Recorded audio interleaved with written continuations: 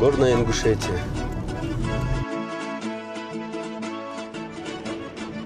Красота, конечно, незабываемая.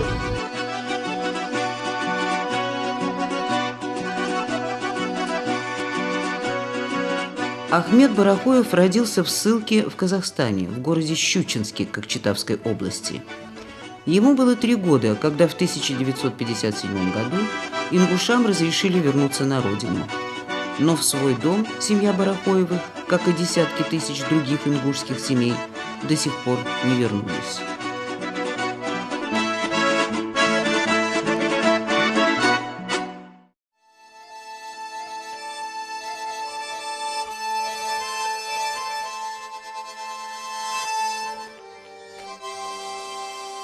Большевики предали ингушей, обманули их. В 1934 году, значит, отобрали у них республику, объединили их с Чечней. И все это идет с тех пор, как присоединились к России. Хотя ингуши и чеченцы приняли активное участие в установлении советской власти, и фактически это был костяк, на который опирались большевики, тем не менее, после того, как советская власть установилась, те обещания, которые давала советская власть в лице Иосифа Сталина в том числе, они не были выполнены. Очень серьезное влияние на выступление чеченцев-ингушей против советской власти, возглавляемых бывшими коммунистами, партийными работниками, оказали массовые репрессии в отношении чеченцев-ингушей, аресты, расстрелы десятков, сотен религиозных авторитетов, партийных работников. Тройка судила и бесследно исчезали, раскулачивали. Людей, которые имели одну корову, раскулачивали.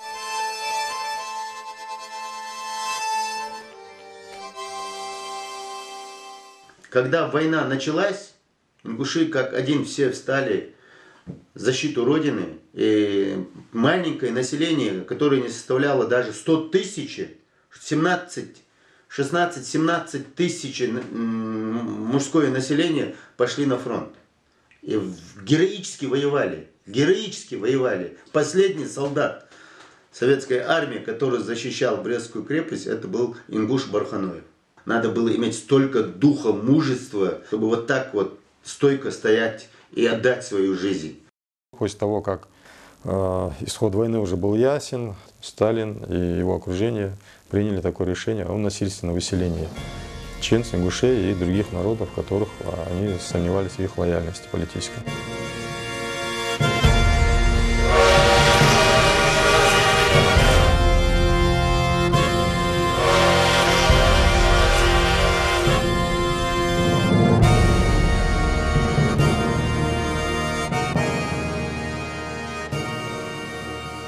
Депортация ингушей и чеченцев на фоне других этнических депортаций, если ограничиться этническими депортациями, она выделялась по очень многим параметрам.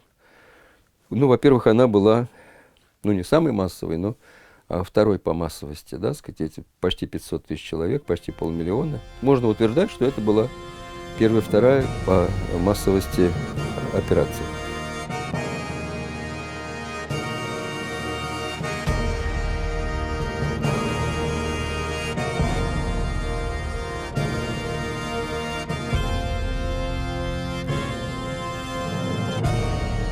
И вот, значит, когда убедились, что население мужское все уже собрано, потом русский офицер объявил, как пособники фашистской Германии, как изменники Родины, вы навсегда лишаетесь этой Родины и высылаетесь навсегда в Казахстан и Среднюю Азию.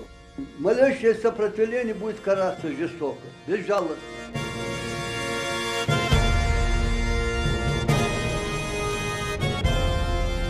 Такого, как бы сказать, уважительного подхода к грядущей процедуре депортации, сказать, ни в каком другом случае проявлено не было. То есть операцию готовил, операцией руководил и ежедневно, даже дважды в день Сталину отчитывался, сказать, сам министр НКВД. И с ним еще было 3 или 4 замминистра. Такого уровня серьезности подхода не было нигде проявлено, и понятно почему. Потому что речь шла о том этносе, о тех этносах, с которыми еще со времен царской России было больше всего проблем. И поэтому готовились к тому, что будет сопротивление. Сопротивление было. Оно не было успешным или не было, но оно было по сравнению со всеми другими такого рода операциями, оно было на порядок другой выше.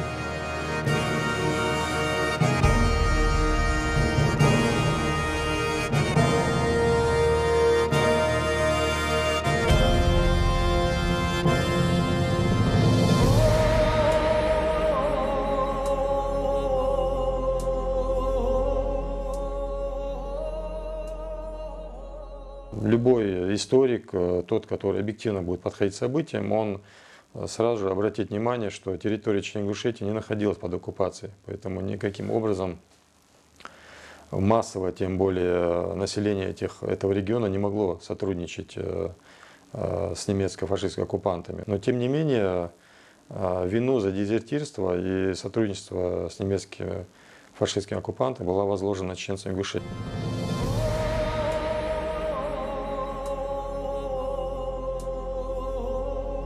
Депортации чеченцев и ингушей были одними из самых брутальных, в том смысле, что даже нормативы, которые были применены, да, ну, сколько людей в одном вагоне, да, сказать, если раньше это было там 25 человек, то здесь 40-45, да. Как бы такой концентрации депортирующих как бы вот сил не было ни в одном случае. 100 тысяч просто войск НКВД и специальные полки, они все имели опыт депортации других.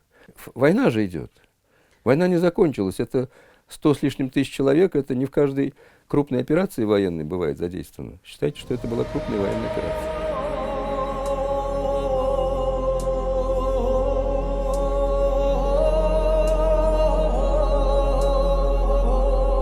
В пути исследований в нашем вагоне одна женщина, Хачат ее звать было, как сегодня я помню, она тяжело беременная была.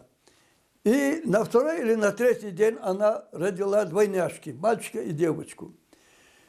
Кормить ни груди не было, ни молока не было. Эти дети плакали, плакали, плакали, постепенно голос утихал, утихал, утихал, и они оба умерли. На каждой остановке солдаты заходили есть, умершие говорили. Если есть, значит, выносили на перрон, ложили, без вас похоронят, говорили.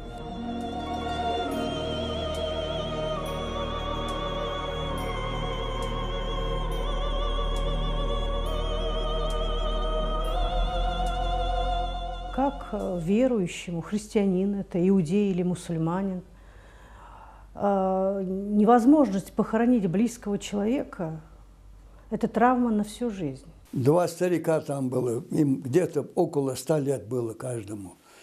Вот эти два старика на всем пути исследований они заметили, чтобы они где-то легли спать. Вот спинами друг к другу упершись, они вот сидели и говорили людям: не теряйте достоинства, держитесь мужественно. Все святые, в том числе и пророк, прошел через этот ад испытания.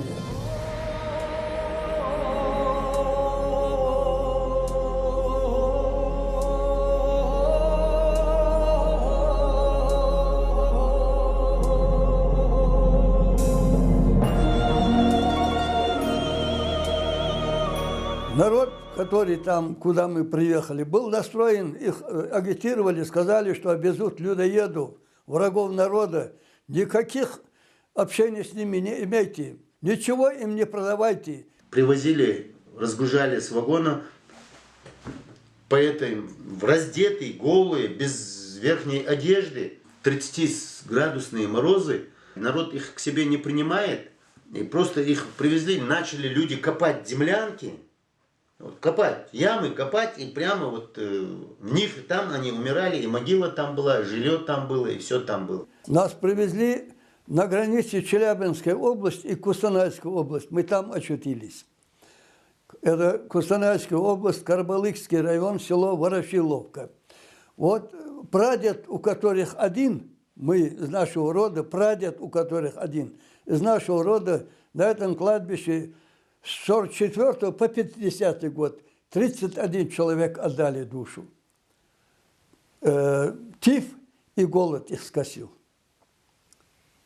Тиф и голод.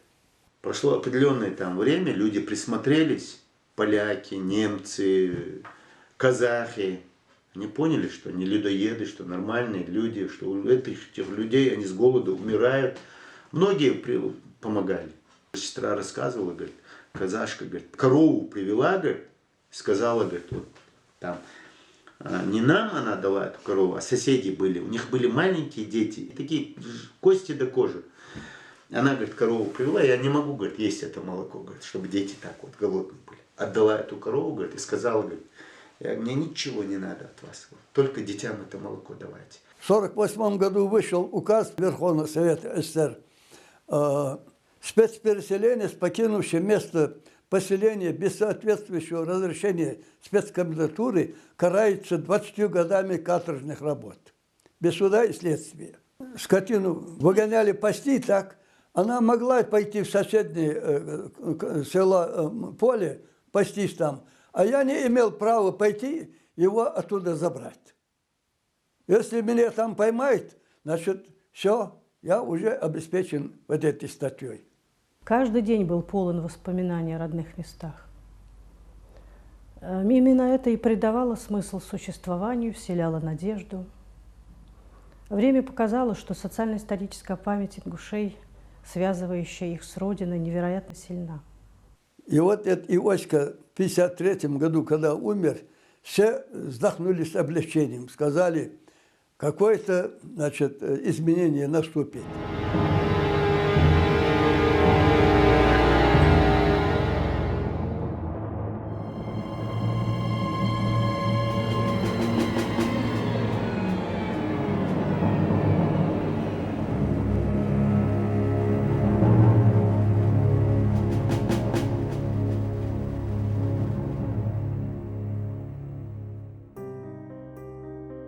В 1957 год.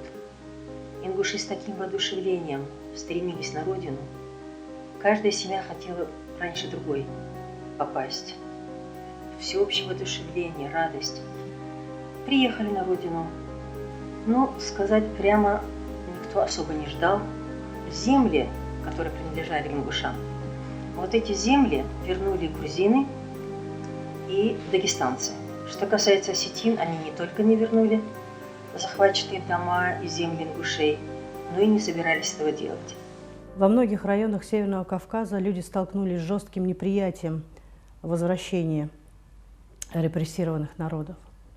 Особенно бесчеловечной оказалась ситуация в пригородном районе. Каждый вынужден был оправдываться, доказывая, что он ни в чем не повинен. Образно говоря, стирать со лба клеймо врага народа, которое бесконечно воспроизводилось социальным окружением и местной властью. И теперь уже на родине начались годы борьбы за человеческое достоинство и справедливость. В 1944 году, когда высылали нашу семью, нас выслали с пригородного района, Ангушт, селение. А когда мы вернулись, моздоки встретили и поселили нас в Новом Реданте. Отец Ахмеда Барахоев Осман Саадулиевич, ученый-теолог, в народе больше известный как Осман Молла. Всю жизнь был преследуем советской властью за свою богословскую деятельность.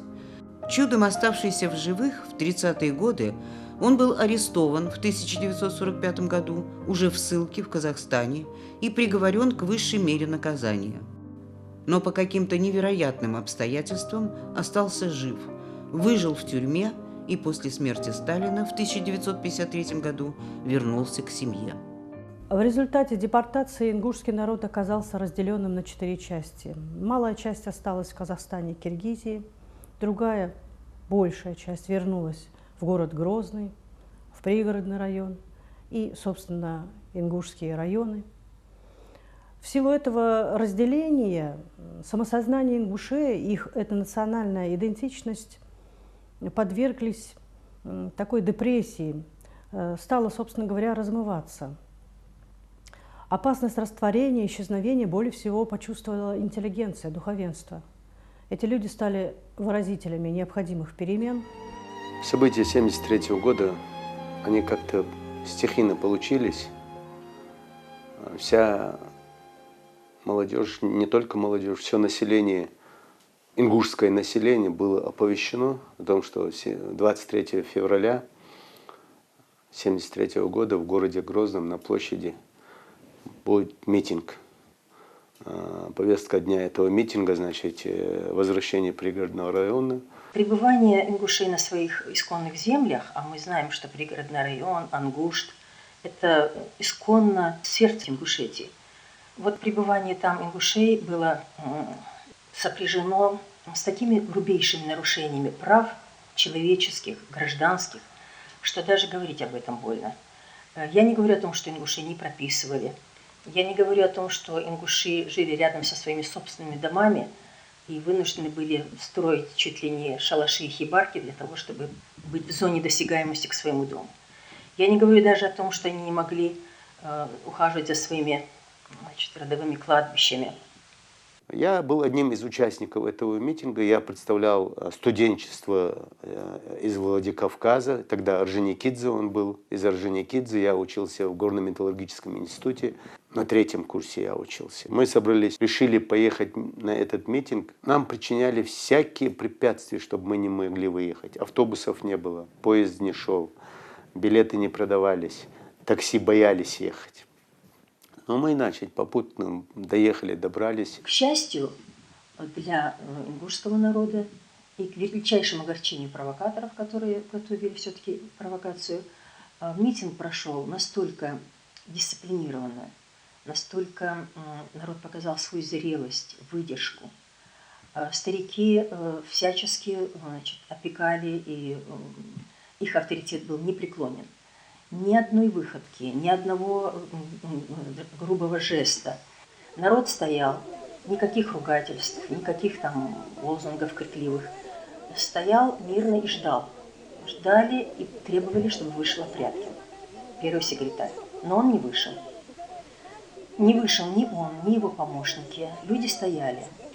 Почти 20-градусные морозы. Надо отдать должное, что очень солидарность к ингушам проявили чеченцы. Приносили тяпельгиш, горячий чай. Такая была солидарность, как вот в Казахстане.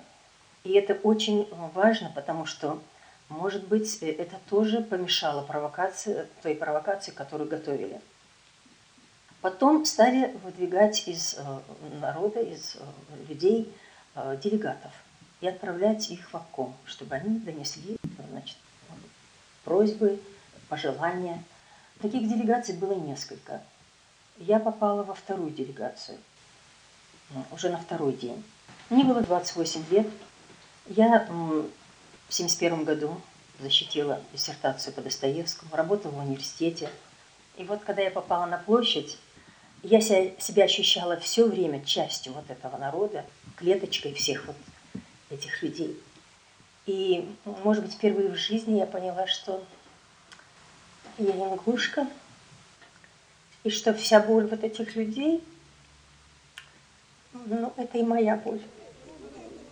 Мне дали слово. Меня вопрос волновал в глобальном смысле.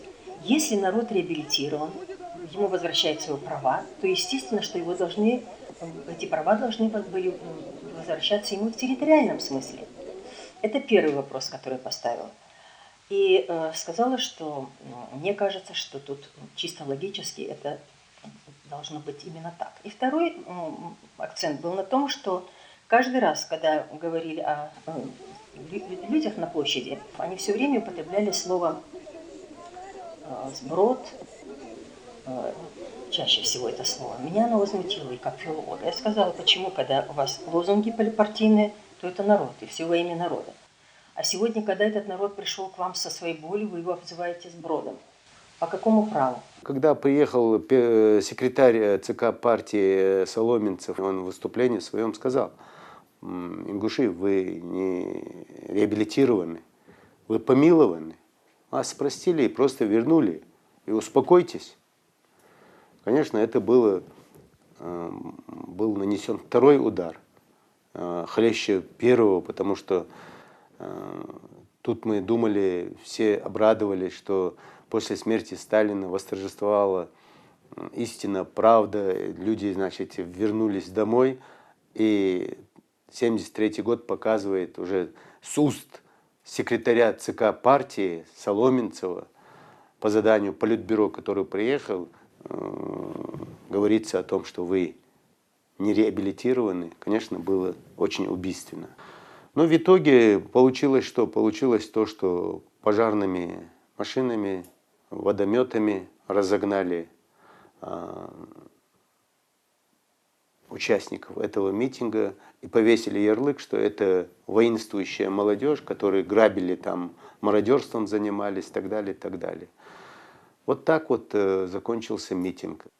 С одной стороны, это был пик солидарности ингушей, пик их мужества, их желания заявить о своих правах, о своих требованиях совершенно четко, открыто, законодательным путем, чтобы это решалось, конституционным путем. В советское время такое организованное сопротивление властям нигде не было оказано. Организованное, мирное, не нарушающее никакие законы того же Советского Союза. И власть была просто напугана той организованностью, которую тут показали ингуши. Поэтому были репрессии, много людей сели в тюрьму, многие были освобождены от работы, исключены из партии. Начались целые такие процессы, которых ругали чеченцев и ингушей и всю их историю, причем чеченцев не меньше, чем ингушей. Выступали-то кто?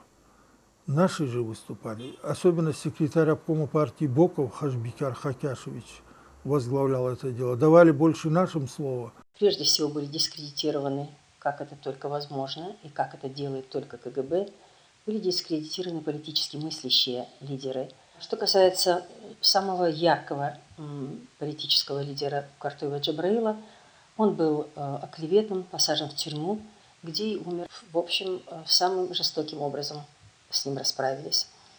Ну, что касается меня, я была уволена по статье без права преподавания в ВУЗе. И через много лет я вернулась к преподавательской работе. У нас был декан Рамаданов Магомед, он меня вызвал и говорит: Ахмед, говорит, я, говорит, понимаю все. Отдал пакет документов моих и сказал: тебя и так исключат или посадят. Вот так я оказался в Казахстане. Ахмед переводится в Алматинский политехнический институт. Обучаясь заочно, работает в системе кооперации и в середине 80-х годов с желанием жить и работать на родине возвращается в Ингушетию. Начавшаяся перестройка вернула людям надежду, что Москва наконец решит вопрос аннексированных Северной Осетии ингушских земель. В адрес всех государственных партийных органов страны снова идут потоки писем от ингушей. На состоявшихся в 1988 году первых демократических выборах в Верховный Совет СССР одним из депутатов от Чечено-Ингушетии избирается бригадир механизаторов Муса Дарсигов. Таким образом, ингуши впервые за 70 лет советской власти представлены в высшем государственном органе страны. Среди помощников депутата Дарсигова его односельчанин Ахмед Барахоев. Дарсигов Муса с первых же дней своей депутатской деятельности делает все возможное, чтобы был услышан голос его народа. Конституционное право народа в первую очередь было нарушено в 1934 году, когда без учета национальных интересов ингушского народа, без учета его мнений, была упразднена Ингушская автономная область. В настоящее время мнение ингушского народа о необходимости ликвидации последствий сталинского бережского произвола выражено в октябрьском 1988 году и в апрельском 1989 году.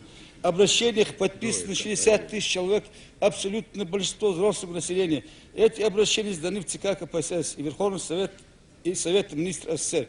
В связи с этим прошу рассмотреть вопрос о создании ингушской автономии Советской Социалистической Республики в составе РСФСР, объединив исторически сложившуюся территорию Ингушетии, какой она была до упразднения ингушской автономии в 1934 году. 9-10 сентября 1989 года в Грозном проходит исторический второй съезд ингушского народа. Главное в резолюции съезда – добиваться решения ингушского вопроса конституционным путем. Вскоре, в начале октября, несмотря на всевозможные препятствия, Мусе Дарсигову удается добиться личной встречи с Горбачевым, в ходе которой депутат убеждает главу страны о необходимости незамедлительного принятия решения по восстановлению прав репрессированных народов. 14 ноября 1989 года Верховный Совет СССР при активном участии Андрея Сахарова, академика Лихачева, поэта Давида Кугультинова и многих других культурных и общественных деятелей страны принимает жизненно необходимый документ для правового государства – Декларацию о признании незаконными и преступными репрессивных актов против народов, подвергшихся насильственному переселению и обеспечению их прав. Первое и самое главное – это обеспечить право на беспрепятственное возвращение народа, восстановление тех государственных форм, которые были у этих народов. Это этот акт, где мы не можем думать ни о чем, кроме восстановления справедливости. Никакие прагматические соображения нас тут не могут останавливать. И я уверен, что те, кто живет сейчас на этой территории, будут жить с переселенными народами в мире. Они найдут возможность потесниться, если в этом будет необходимость. Или же другие решения проблемы могут быть найдены, но не выполнить этого долга справедливости мы не имеем права. И только 26 марта 1990 года, уже после объявления бессрочным 100-тысячного митинга в Назране, Верховный Совет СССР принимает решение о создании комиссии по рассмотрению обращений ингушского населения. Создаваемая комиссия исключительно спокойно, объективно должна изучить проблемы и с учетом интересов ингушского населения, чеченского населения и североосетинского населения. Мы много раз выезжали на место, встречались и с одной стороной, с другой стороной. Были очень многочисленные такие митинги. Мы начинали работу, допустим, в 10 утра, а иногда заканчивались последние митинги уже за полночь. Выводы комиссии однозначны.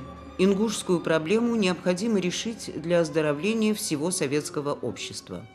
Группа депутатов во главе с Галазовым, председателем Верховного Совета Северной Осетии, пытается бойкотировать принятие положительного решения по выводам комиссии. Я бы сюда не вышел бы в трибуну, но вы понимаете, суть дела. Вчера было обращение отдано к народным депутатам, уважаемые северо-осетинские депутаты. Они подписали тут все, что ингушский народ, хоть когда вернулся с 57, что им все отдали, что ингушцы там не жили. Если ингушский вопрос решится, значит, что-то там получится, Карабах. Ни одного, понимаете, наш памятник не оставили. Они все разрушили с лица земли. Я не хочу обвинять осетинский народ. Я буду обвинять руководителей. Разве можно так подавать? Не голосуйте. Ведь комиссия работала по ингушскому вопросу, дала заключение. Ни у меня не спрашивают, и у вас не буду спрашивать. Я прошу вас, народные депутаты, поддержать не том, что мою проблему, месхетинскую, немецкую.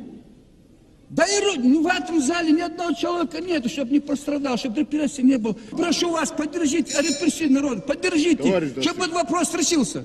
Раз навсегда надо покончить с этим вот так.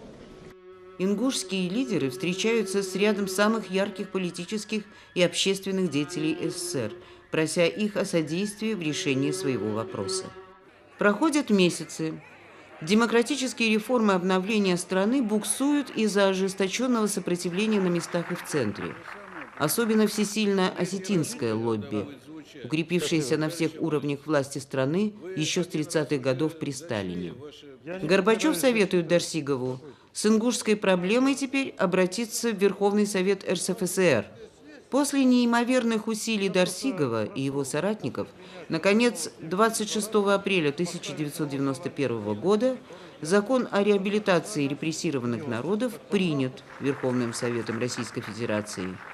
Через 2 дня председатель Верховного Совета Ельцин выступает в Назрани в преддверии своего избрания президентом России. Ингушский народ своей историей доказал, что он не агрессивен, что он добр, что он трудолюбив, что он не завоеватель. Нет, он требует справедливости. И как вы решите, или Ингушская автономная область, или Ингушская автономная республика, как вы решите, и как вы обратитесь к Верховному Совету России, так мы и решим. Закон о реабилитации прежде всего предполагает территориальную реабилитацию. Но еще 19 апреля 1991 года Верховный Совет Северной Осетии принял противозаконное решение ввести чрезвычайное положение на территории пригородного района и города Орджоникидзе, что абсолютно противоречило Конституции России. Ельцин же закрывает на это глаза. Таким образом, и так бесправное положение ингушей становится совсем невыносимым. Я на своей машине ехал по Орджоникидзе, меня останавливают ополченцы, обыскивают все, что у меня там в сумке есть, вот так вот выбрасывают, с автоматами, с дулами поставленными, 10 человек, когда против двоих, значит, ничего не сделаешь. Но пришлось глотнуть как бы всю эту боль и уехать. Вот. И делали все, чтобы мы туда не показывались, не приезжали, не проезжали через свои земли. Допустим, в Жайрах ехать надо обязательно через Владикавказ. И вот такие вещи устраивались. 12 июня 1991 года Ельцин уже президент России. 19 августа путч в Москве.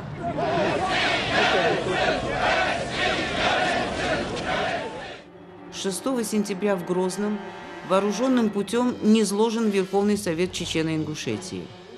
К власти приходят дудаевцы.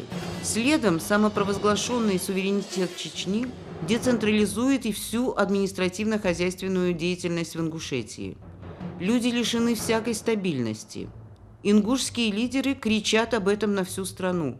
Цель поставлена такова, чтобы раз навсегда лишить ингушей автономию, раз навсегда захватить эту территорию и аннексировать ее.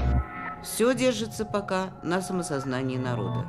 30 ноября, проведя референдум, ингуши однозначно заявляют о своем желании остаться в составе России. Поклон вам и благодарность от всех россиян за то, что вы в черные дни августа решительно и мужественно поддержали нашу свободу и нашу демократию. Это осень 1991 года. Назрань. Выступает госсекретарь России Геннадий Бурбулис. Не сомневайтесь, этот закон будет исполнен до каждой буквы. Вот такие заверения звучали в Ингушетии. А по обе ее стороны, на западе и востоке, с благословения и с помощью Москвы, вовсю милитаризуется Чечня и Осетия. Так где правда? Почему сегодня я должен кланяться, ходить к руководителям, отдай мою землю? Почему это так творится? Что стоит указ создать? Да и завтра. Нас же выселяли за 2 часа. За 2 часа выселили. Почему указ не создать? Борьба за власть в стране заканчивается развалом Советского Союза. Следом происходит распуск депутатов СССР. В течение следующих месяцев в пригородном районе одно за другим совершаются десятки жесточайших убийств жителей ингушской национальности, в том числе и детей. Ни одно из этих преступлений не расследуется. 4 июня 1992 года принят закон об образовании Ингушской республики, но без определения границ этой республики. Назначенный на начало ноября съезд народных депутатов России должен был ратифицировать закон, но военная машина была уже запущена. Ельцин избрал самый простой способ удержать власть.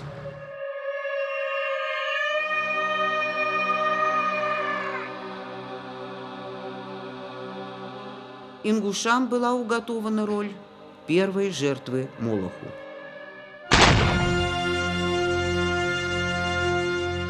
В конце октября 1992 года пригородный район заполыхал. Дальше началось что-то безумное. Начался массированный обстрел всех населенных пунктов компактного проживания ингушей из всех видов оружия.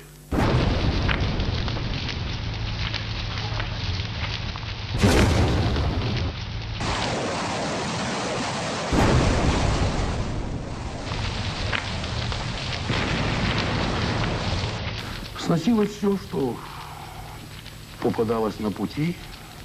На мои бесконечные, постоянные телефонные требования, что происходит, это что делается, ответ был один. Мы такими данными не располагаем. Та же площадь, на которой Ельцин и его посланцы клятвенно заверяли народ, что закон будет исполнен, теперь будет утопать в телах зверски замученных безвинных людей, сожженных заживо, умерщвленных под пытками, раздавленных танками, подорванных снарядами.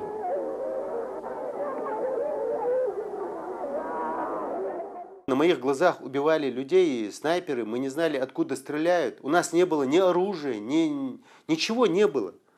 Мы только бежали, знали, что там мои братья, сестры, дядя, родственники живут. И узнать, что там с ними происходит, мы бежали туда, а нас убивали.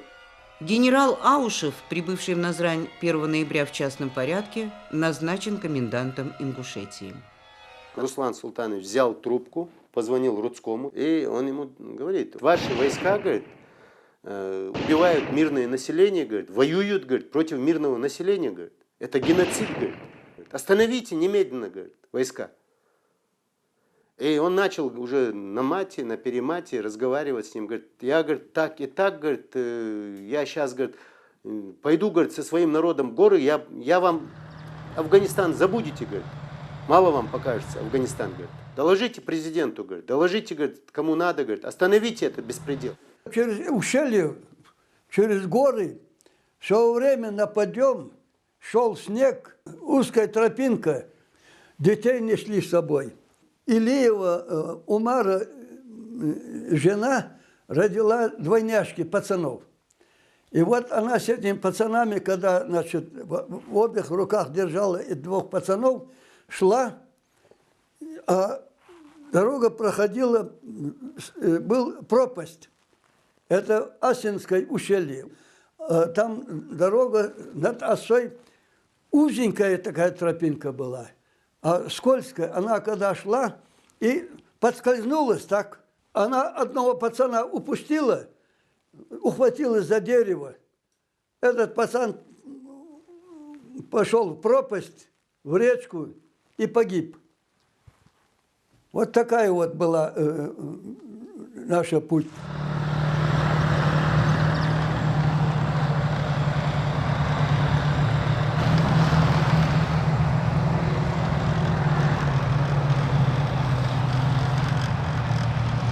Командиры российских частей, особенно танковых и других, они если видели, что какое-нибудь место сопротивляется, если там какие-то ингуши, не дай бог, там гранатомет или что-то заимели и могут удержать этих осетин северных, особенно южные батальоны, с юга пришли, которые не должны были участвовать в этой войне. Они зарубежные войска, они не имели права там быть.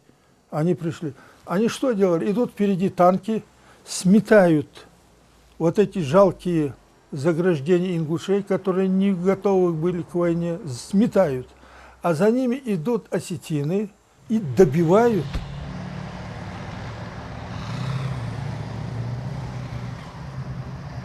У нас существует только один приказ. Это указ президента Российской Федерации о выполнении режима чрезвычайного положения. Фактически Ингушетия была обречена. Не только потому, что Осетия хотела ее уничтожить, хотела, и у нее большое влияние было. Она была обречена еще и потому, что хотели Чечню уничтожить, эти самые военные силы. Но им нужен был предлог. Каждый свой план разрабатывал на Ингушетии. Самое печальное, что не все из ингушских лидеров это понимали. Политическая задача у нас называлась по-разному потом в Чечне, как известно, но тем не менее а мирное население, в основном мирное, пострадало в самой высокой степени. То есть, оказывается, можно совершать насильственные действия по отношению к мирному населению, и никто никакой ответственности за это не понесет. Это месседж, который был тогда уже понятен. Не имея своего телевидения и радио, в Ингушетии люди не понимали, что происходит. Только с выходом первых беженцев стал проясняться масштаб трагедии.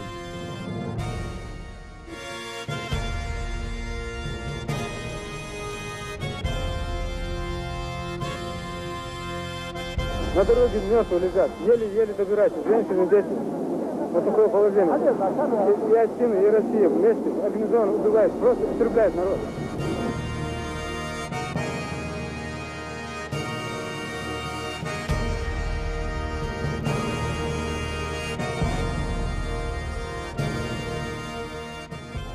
Когда мы бежали с Дачного, я лежала в грязи и слышала точную команду, когда ОМОНовцы командовали российским войском, этих зверей, говорит, надо закапать в ямы, когда приедет московская комиссия, чтобы меньшее количество трупов было.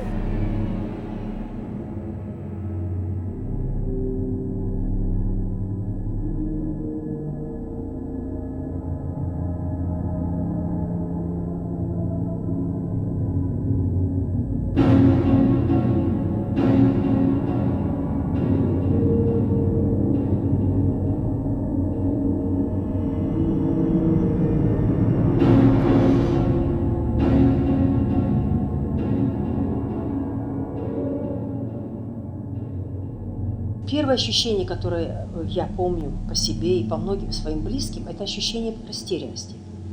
Люди были настолько растеряны, настолько удивлены, во-первых, внезапностью того, что произошло, и страшной жестокостью, с которой обошлись осетины с ингушами.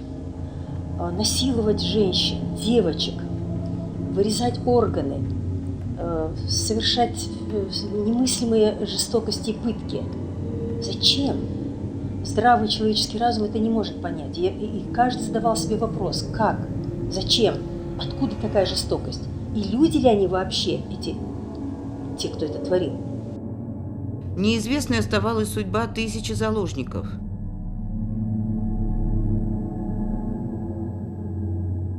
Среди них были роженицы с роддомов. Мой муж сейчас заложник, уже с четверга я не знаю, где он. С роддомов женщин, которые рожали, роженицы, их забирали уже. Где забирали? В заложницы забрали. С маленькими детьми, с грудными детьми маленькими, в халатах. Артиллерия применяла, значит, снаряды, которые запрещены конвенцией, они как называется, как вот американцев было применено в Вьетнаме, шариковые бомбы. Только они называются 3Ш1, вроде, против террористов, с убойными элементами, иголки, по 7,5 тысяч в каждом снаряде.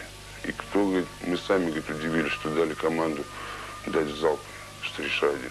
Приехал сюда Гайдар.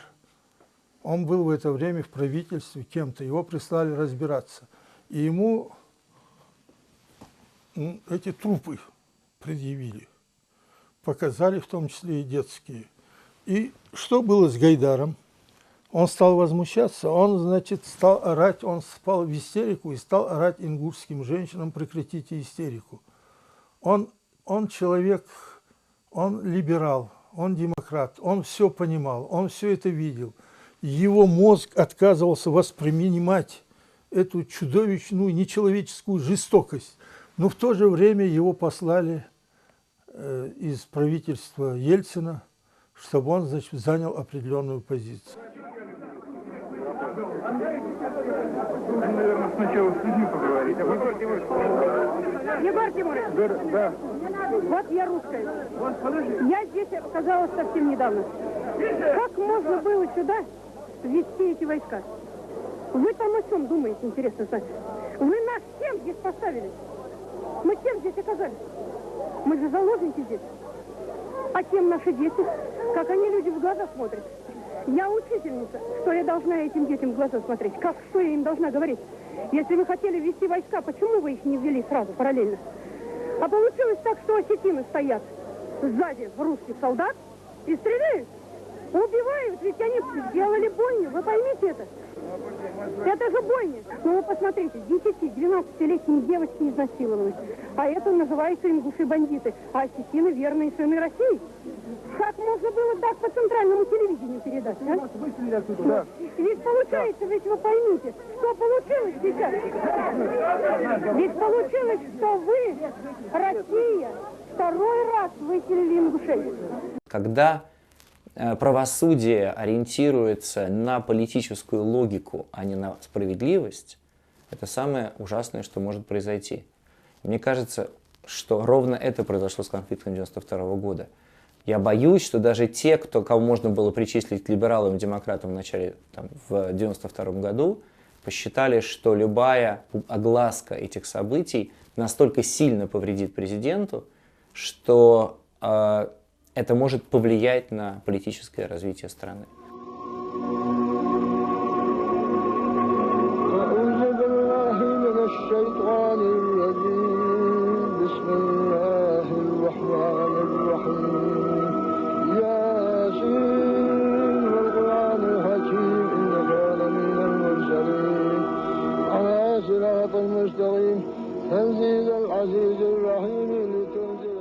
Но не было ни государственности, ничего не было. Была война, была разруха, было 70 тысяч беженцев, было слезы, горе, несчастье, не знали, что делать.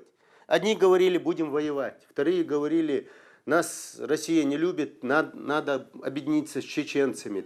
Все это происходило под гробовое молчание российских СМИ.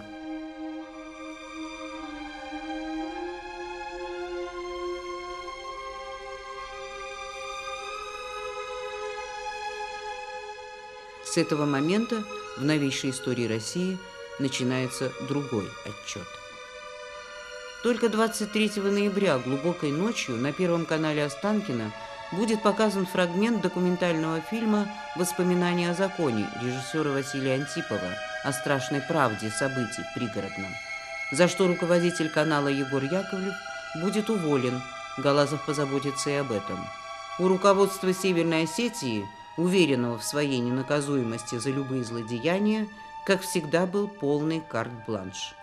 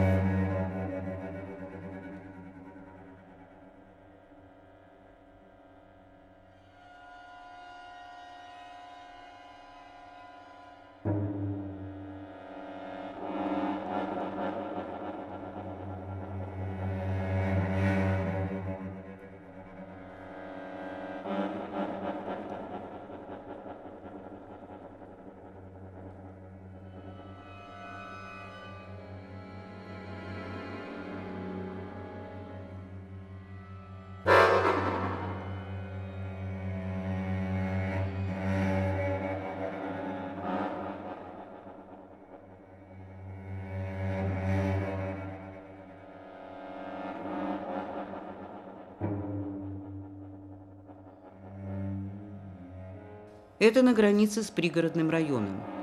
Эти люди стоят здесь уже несколько дней. Ослепшие, оглохшие от горя, они не могут забрать останки своих близких. Военные не пускают их на место побоища. Осетинская сторона, заметая следы своих зверств, тянет время. Так будет длиться неделями, месяцами, годами. Генерал Аушев 10 ноября назначен главой Временной администрации на территории Ингушетии. Он, очевидно, бессилен перед федеральным центром. Передайте мое заявление, что я осуждаю и протестую против такого решения. Аушев неожиданно дает отставку 19 декабря и уезжает в Москву. Очень много погибших было, очень много потерянных, чуть ли не 1000 потерянных, без вести пропавших. Конечно, у всех кипело, у всех это самое, все хотели отомстить, забрать, найти. И нужно было найти выходы из этой ситуации. Нужно было сохранить народ, отданный на заклание. мы встретились с молодежью и начали обсуждать, что нам делать. Народ был весь на площади, мы вышли, поставили столы, объяснили людям. Вот наша инициативная группа, значит, хочет провести выборы и пригласить Аушева Руслана к власти, избрать его президентом нашей республики. Мы собрали таким образом за несколько дней 100 тысяч подписей. Москва не желала Аушева в качестве президента Ингушетии. Там надеялись, что он, как действующий генерал, подчинится главнокомандующему и не станет баллотироваться. Перед Аушевым стоял непростой выбор.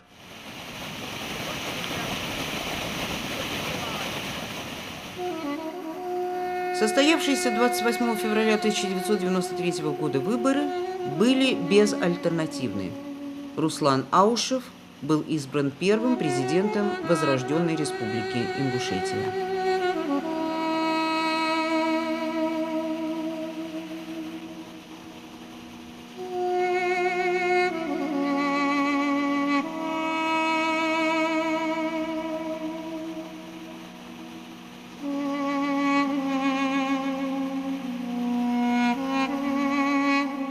Выбирая генерала, люди надеялись, что вместе с ним отстоят свои попранные права.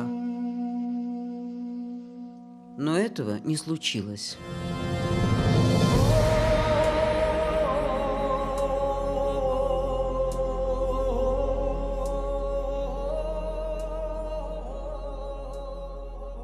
К моменту становления Ингушетия получила, с одной стороны, кровавые побоища в пригородном районе Северной Осетии, с другой – затяжные военные действия в Чечне и огромные потоки беженцев.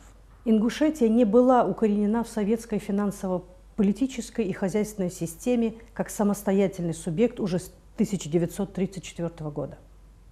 В силу этого, в отличие от других республик Российской Федерации и, собственно, Северного Кавказа, Ингушетия не имела важной прослойки советской номенклатуры. В результате отсутствия этой прослойки деятельность Руслана Султановича в большей степени зависела от новых демократов и различных политических группировок в центре.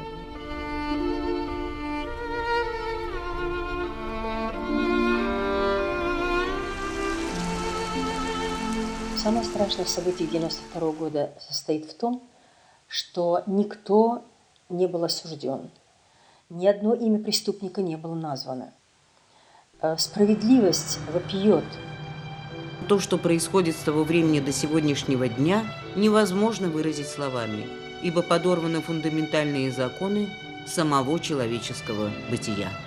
В постановлении помощника генерального прокурора более чем на 30 листах им воспроизводятся все преступления, которые были собраны объединенной следственной группой. Он перечисляет преступления всех должностных лиц, роль, дает оценку действиям некоторых должностных лиц. При этом указывается время совершения преступления, лица, которые совершали преступление, место совершения преступления. И тем не менее в конце он выносит определение о том, что уголовное дело в отношении должностных лиц Северной Осетии, Ингушетии, должностных лиц федеральных органов Российской Федерации прекращается за отсутствием состава преступления. В 1993 году люди как-то потихоньку уже вот в окрестностях, там в начале села Базошкино, где люди могли, где что-то было для проживания целое, они заезжали потихоньку, жили. 18 июня 1993 года наш брат Арцханов Селим с двоюродным братом, с Арцхановым Закре, поехали просто посмотреть, что там с домом, можно, нельзя поехать, как там обстановка. И вот после обеда или в обед они выехали на машине. И вечер уже после обеда к 6, к 7 их не было. Начали беспокоиться, звонить. Кто там уже проживал, звонили, видели машину, что она приезжала, что была в селе Базушкино. Второй день их искали, не было. Третий день их искали, не было. 22 июня их нашли зверски убитыми, где-то вывезенными у воды где-то. Ему было 21 год. Он отслужил в армии и должен был уехать, ну, приехал в гости, должен был уехать снова в Казахстан и собирался поступать в университет. Приезжали следователи, расследовали один, другой, они менялись. Дело, оно не раскрыто. Сегодня в нашей семье у всех глубокая рана на сердце. Это может чувствовать человек только тот, который пережил боль. И боль, эта боль не просто естественной смерти, это боль издевательски, зверски убитых твоих братьев. Конечно, ты живешь, тебе Всевышний, конечно, какие-то силы дает жить. Вот таких, как я, очень много. Десятки, сотни молодых ребят убитых. И в каждый дом приходит это горе. И в Ингушетии, и тут в пригородном районе. И по сегодняшний день это продолжается.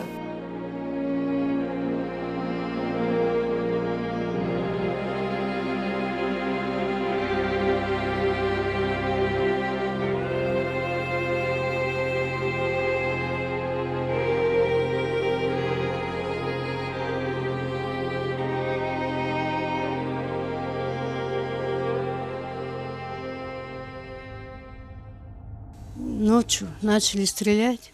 У Астин на окна повесили простыни, чтобы знали. А наших домов начали стрелять. Потом утром подъехали. Нет, сперва увезли отца и дядю и сказали, если вы 200 тысяч отдадите, мы освободим. Мы и золото, все, что у нас было, отдали, но их сказали, через дачню отпустим, но у них до сегодняшнего дня мы их не знаем, где они.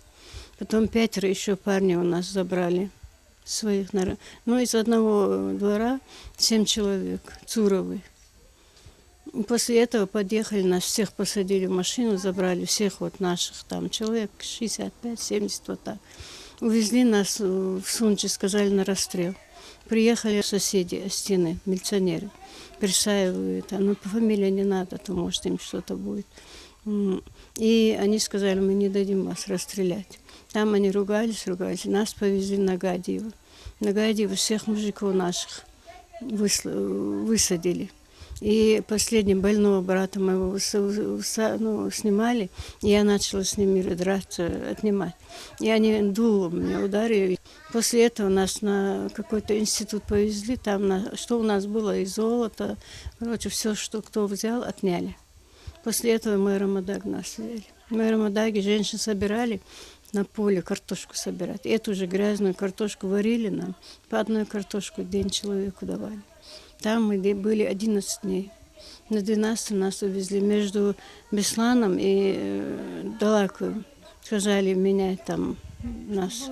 А потом с нас оттуда одного парня, трое детей у него было, Елдерханов.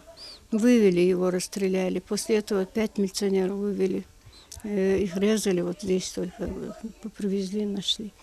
И после этого нас между Бесланом и Далаковым сказали, вас отдадим, привезли и сказали, вашим не нужны вы. Нас отвезли опять в Беслан. Беслан отвезли, там ночевали, там был двухэтажный спортзал. Внизу мужиков, вверху женщин. И их издевались, били там. Раз двоих вывели, раз 4 вывели, раз 1 вывели. Из них только 2 невесту, 3 месяца она была замужем.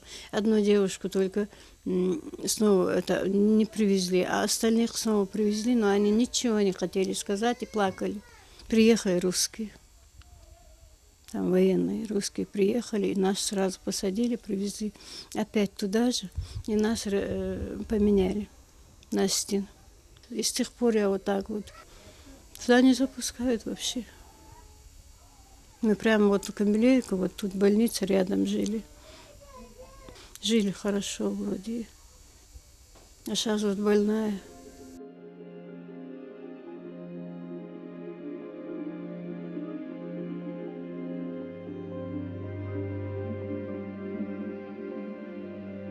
Муж у меня без вести. 1992 году, 3-го, он в доме остался, а стены его задержали. Был одиночный выстрел, видно, убили. И сказали, где он захоронен. Но я до сих пор добиться не могу эксгумации останков и перезахоронения. Мы у Аушева, когда были на приеме, он говорит, если вы со стенами сами не договоритесь с людьми, я, говорит, ничего не могу сделать. И вот я хожу туда, выезжала, искать труп выезжала. Меня задерживали в пригородном отделе. Потом в администрации отвели. Я говорю, я у вас ничего не прошу. Если убили место захоронения, останки мне верните. Без вести, я говорю, чтобы этого не было. Но отказ. А муж у меня пропал без вести там.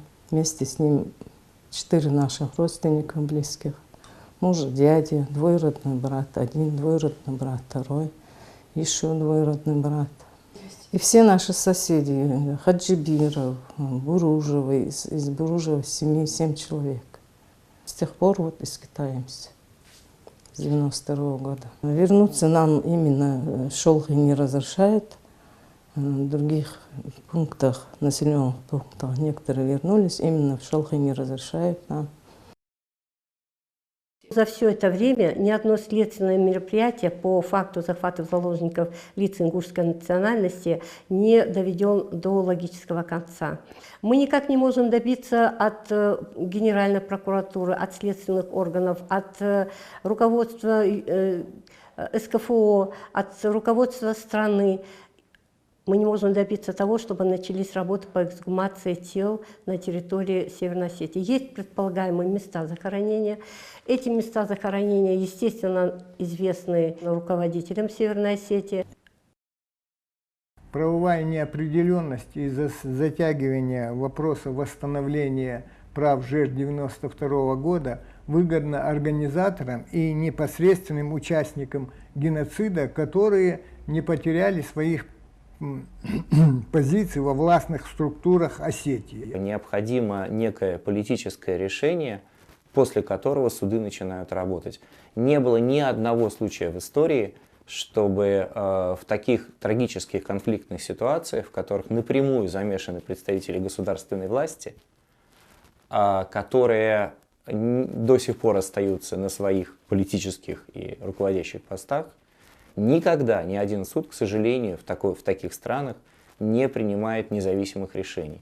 Для того, чтобы эти решения были приняты, необходима очень мощная работа, очень серьезная работа по воздействию на общественное мнение, по гражданскому давлению. Одно большое преступление, которое совершается против 70 тысяч практически, это не преступление против ингушей, а против человечества. Это так трактуется международным правом. Есть множество соглашений между Республикой Северная Осетия Алания и Республикой Ингушетия о совместной работе органов госвласти и общественных организаций по вопросу пригородного района.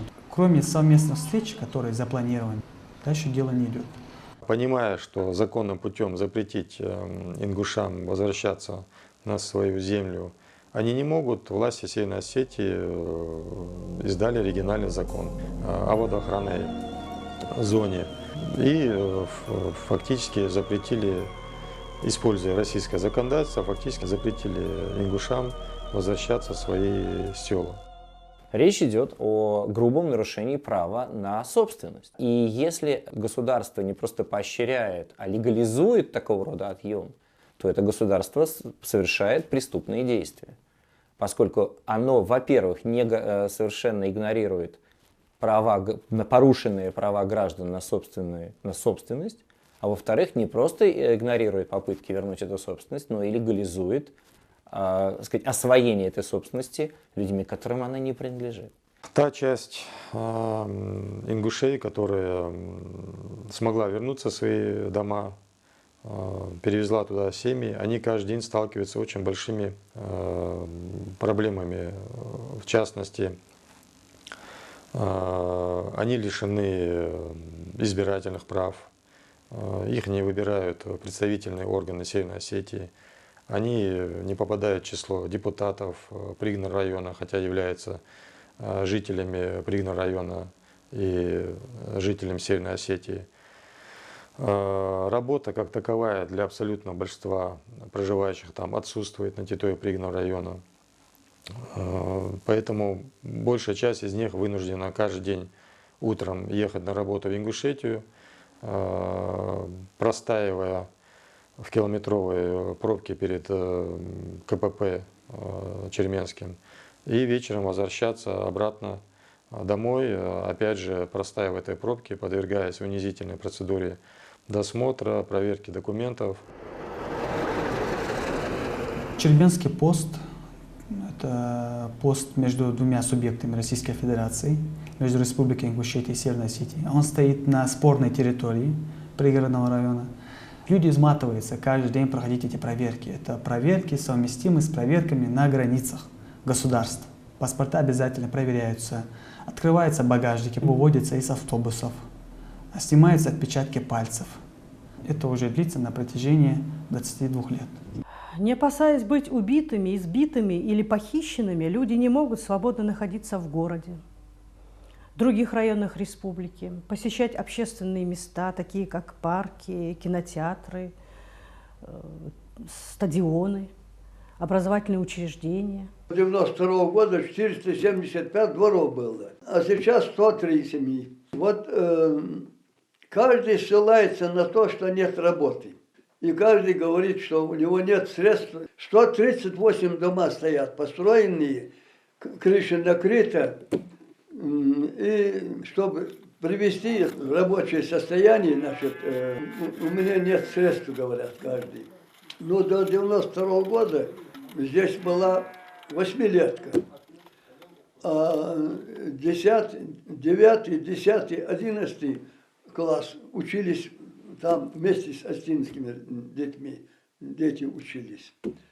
И никаких трений, ничего не было, все было хорошо. Вот. А сейчас у них отдельная школа, у нас отдельная школа. Дети между собой не контактят, друг друга не знают. Местное население, местное осетинское население давно готово к сближению, но власть не использует этот фактор. Долгие годы сохраняется высокий уровень тревожности, связанный с незащищенностью, отсутствием доступа к рынку жилья, труда, образования. Антиконституционные постановления законодательной власти Северной Осетии, например, такое, как постановление о невозможности совместного проживания ингушей и осетин на территории пригородного района. То есть этот, если так можно назвать, законодательный акт, он сквозит цинизмом, расизмом, пренебрежением к представителям другой национальности. Я уже не говорю о том, что он противоречит Конституции Российской Федерации, противоречит различным международным актам, противоречит Уголовному кодексу. Учебники истории были изданы на региональном уровне, и по которым дети осетинской национальности узнавали такие подробности из своей недавней истории о том, что в 1992 году была Отечественная война, в которой осетинский народ защищал свои земли от ингушских агрессоров.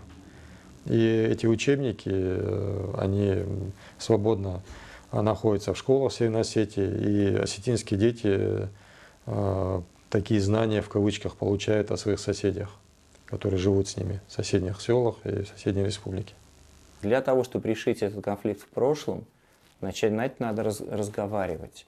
Если мы будем разговаривать с людьми, которые учились на этих учебниках, то никакого разговора не будет. Это продолжение той же самой войны, продолжение той же самой преступной политики, только другими средствами. То, что осетинская интеллигенция на протяжении более чем 20 лет продолжает поддерживать чудовищный лозунг невозможности совместного проживания ингушей и осетин, оправдывает дискриминацию ингушского населения Северной Осетии, говорит скорее о болезни самой интеллигенции, которая заразила свой народ. К сожалению, голос другой достойной осетинской интеллигенции пока еще не слышен.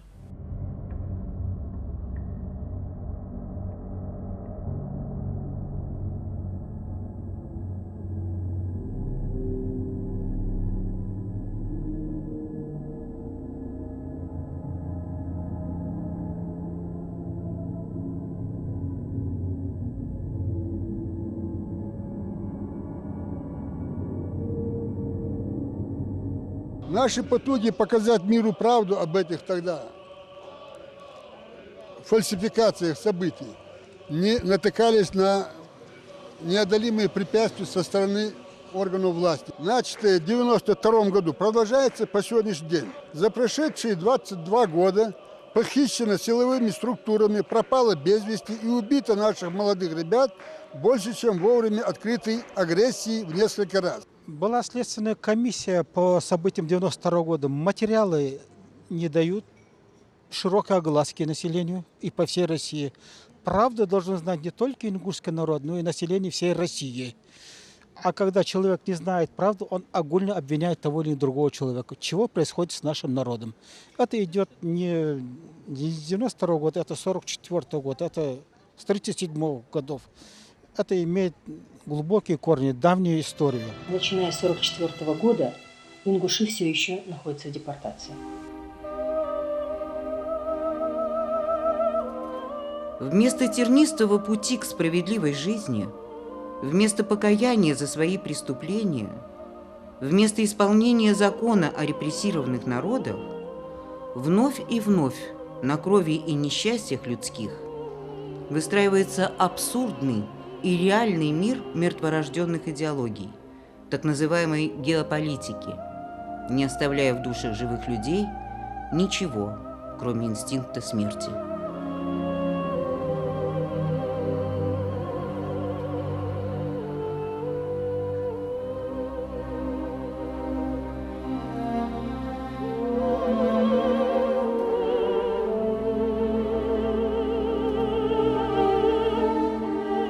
И в этом последнем пределе требуется мужество невозможного, чтобы сохранить веру в себя, веру в свою родину, веру во всемогущий человеческий дух.